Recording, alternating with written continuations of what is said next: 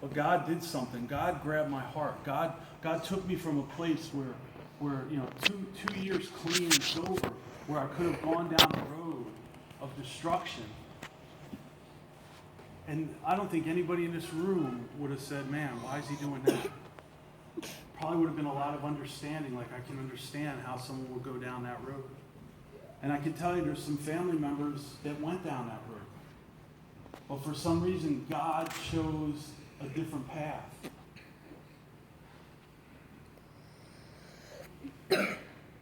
And I remember fast forwarding maybe 8 or 9 years, I got a word from a gentleman who hears things from God and releases them to people.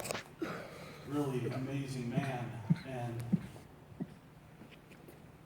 he said, you've been a brother, been a great brother. You really have been a great brother. He said, but God wants you to know that he's raising you up right now to be a great father. And at the time when I received the word, when I heard the word, it didn't have any like real major significance to me. I didn't grab a hold of it and like, it's just something that I took. But I remembered it. Like it was significant enough for me to remember. And I look back on that today. I lost a son. But God put so many more sons in my life. I have so many sons today. I have so many people that men that I love, that I invest in, that I care about, that I want to protect.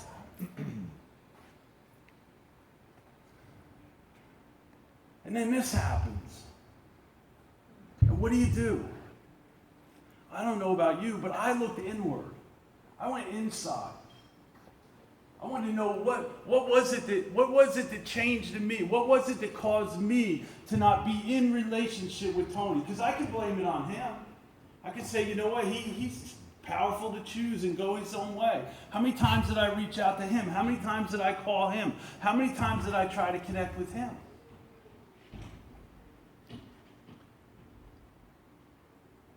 It's the way I processed. It's the way I grieved. It's the way I went through it. But I come to realize something that I've realized before and I've never done anything about.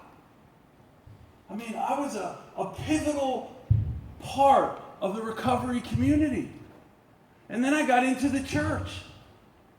And suddenly, because it got tough in there, because it got hard there, because people were saying things that I didn't agree with, because my mind is being renewed and I'm starting to understand the truths, and the Bible is being opened up to me in ways that I could never imagine it being opened up to me, to the things that I could actually understand and process and implement into my own life and have other men powerfully come and speak into my life. Suddenly I move away from a community that needs me.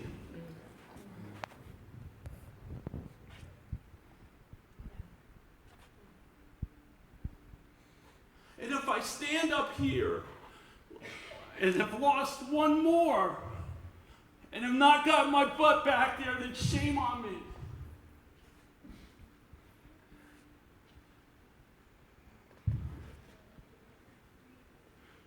This is important. This is about life and death.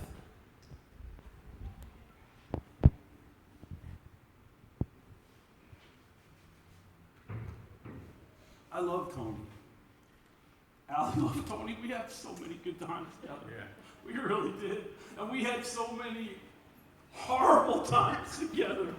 Like struggles, like real struggles. But you know what? I know that he loved me and I loved him. Despite my failures and my struggles, and despite his failures and his struggles.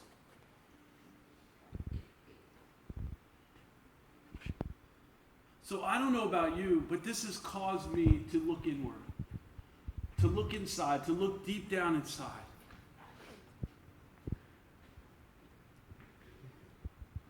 I mean, I see those little bowling balls, man, and like I want to father them. You know what I mean? I mean, I could just remember rolling them around on the floor like little bowling balls, man. They would just roll. So much fun. We had so much fun. And yet we had We had a lot of struggles.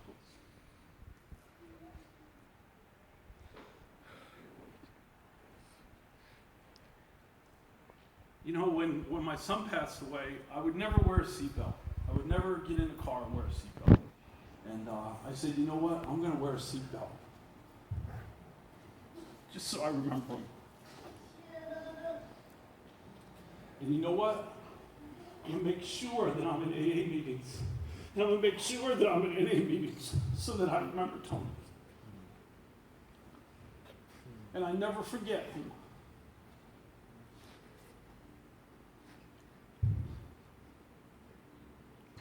This heroin epidemic, man, it's spreading across this. It's enormous. And there's a devil out there that wants to destroy, rob, and kill. He wants to steal everything. He wants to steal life.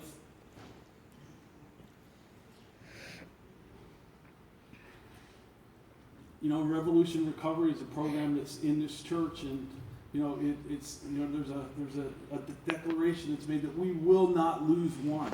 You know, we're not going to go with the status quo of statistics that 1 out of 10 make it, or you know, we're going to stand on the ground and not one will be lost. And I'm going to say Tony was not lost.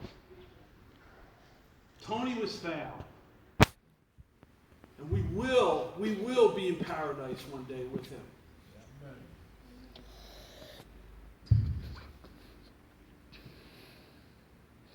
But I don't know about you, but I'm going back. I'm going back. And I know there are men in this room right now that will hold me accountable to my words. That'll ask me a week from now, 2 weeks from now, 3 weeks from now, a month from now, how many meetings you've been to? How's that thing going that you talked about the other night? You know, there's something about standing up here and talking about this in front of a group of men who you're connected with, who love you, who inspire to see greatness come out of you. But they're going to ask you those questions.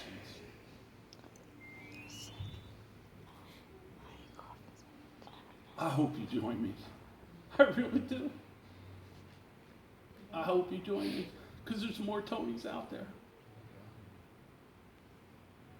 I see you right now, like, you know, I mean, I know the tears, the prayers, the pain. I remember Mike, you know, the pain, the Anthony, like, I just remembering you guys are here. Yeah. They're not in here. They're out there. Mm-hmm. We got to go out there and get them. Have to remember where we came from. We have to keep it green. Get back there. And I've probably taken up way too much time. I told Brett I could never talk for 5 minutes. It's just impossible to ask me to do that. Hey, I do want to tell you something. One of the last few times I talked to Tony, he had called me, and he was feeling really sad. He really loved Erin, and he felt like getting involved in her life had brought like a dark cloud with him into her life. And he was just telling me how sad he was. He said, Brett, I came into your life in 2007 or 2008. He goes, it's now 2015, and I'm in the exact same place that I've always been. And he just was feeling like depression coming over him. He's just like, I'm never going to get this thing right, and I just keep leaving problems everywhere I go.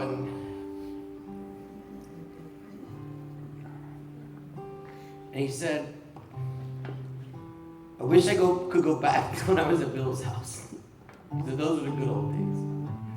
So as much regret as you have, as feeling like I'm not doing what I ought to be doing, and you did what few do, and you opened up your home, and you let people live with you, and you fathered people, and you brothered people, and you discipled people, and people in some of their worst moments in life look back at those days and call that the good old days.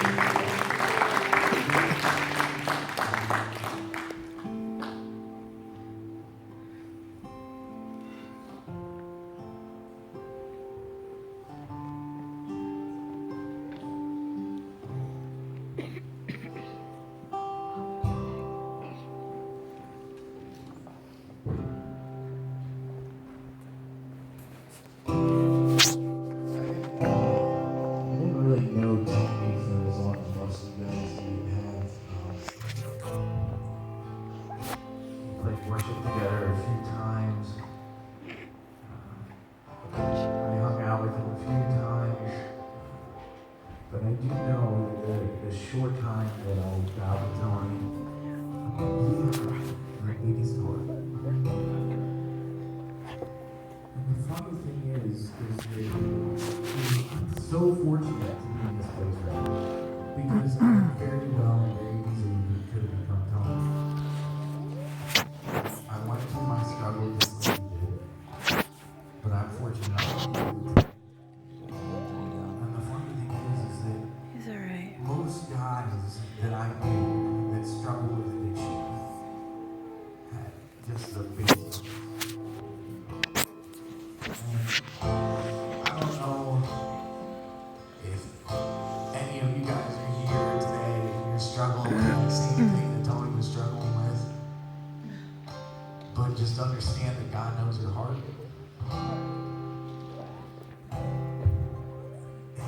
It's funny, I don't know. Just turn the lights down for me.